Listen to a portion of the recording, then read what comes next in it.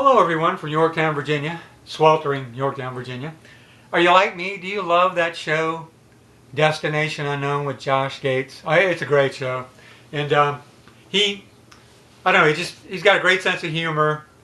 He's such a big guy, and it doesn't act like he looks, if you know what I mean. He's such a big guy, and then he's really agile and funny and witty and charming. I don't know, he's not what I would expect for him to say when you first see him anyway. But very talented. He'll scuba dive for any reason, won't he? We're out in the middle of the desert here, and I think we need to scuba. Let's dig a well here and scuba dive down there. They might have hidden the treasure down there. But I don't know, does anybody have a favorite episode? He came to Hampton. I'm in Yorktown, Virginia, so he came one time to Hampton, Virginia, and filmed a bit for the Pirate Festival. And then he went down to the Outer Banks. We're about an hour and a half from there, so we usually go there to the beaches. And that was a pretty cool episode. I don't know. I like the ones where he was looking for the mastodon, because I think that can really happen. I think eventually the scientists, sort of like Jurassic Park, I think that's realistic that they can actually bring those back to life. But the other thing interesting about the show is he never quite finds it at the end, does he? You know, they kind of build it up the way they edit it. They're very good at editing. It's sort of like the show Survivor. So they build it up and they build it up, and you get right to the end. Oh, we just missed it. We just missed Bigfoot by 5 seconds. You know, but Bigfoot's his other show. But you know what I mean.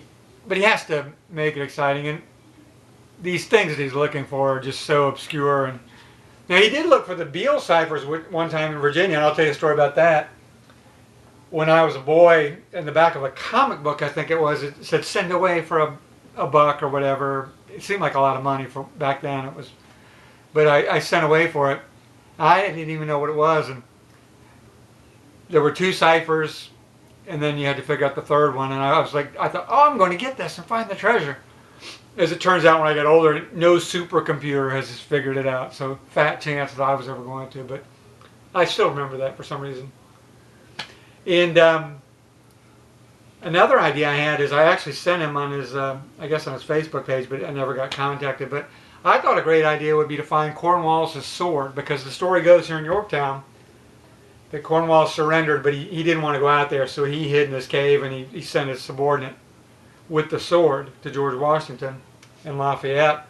And evidently that sword is missing. Now I don't think it's permanently lost. I think probably it's with a private collector. But I think Josh Gates should do that show because he could find it. You know, it'd be fun to build it up and come here to Yorktown, and then he could go to England and probably hunt that down, and then he could actually at the end say, here, I've got it. It would be thrilling to say this is really the sword. So contact me. Josh, contact me. We'll do the show. I write articles and humorous history quizzes, by the way, for a local newspaper. I don't think I mentioned that. But anyway, tell me what you think in the comments below about what you think about the show. Please, no political or religious comments. So, you know, just keep it pertaining to Expedition Unknown. And tell me which episodes you really like, and what you think is great about it, and what you don't like, and so forth. Do you like those compilation shows? Some people don't like those, you know, where they have the special when he does have a new episode. I kind of like them. You know, it's a lot of work to put together. Oh, you know, there's another good show is the one with The Secret, where he goes to Milwaukee and he meets that cool guy from Milwaukee, and they almost, you know, you think they're actually going to find something. But I actually ordered that book after watching that episode. I ordered The Secret. I spent like $30 on it. I don't think it was that much, but for the hardback.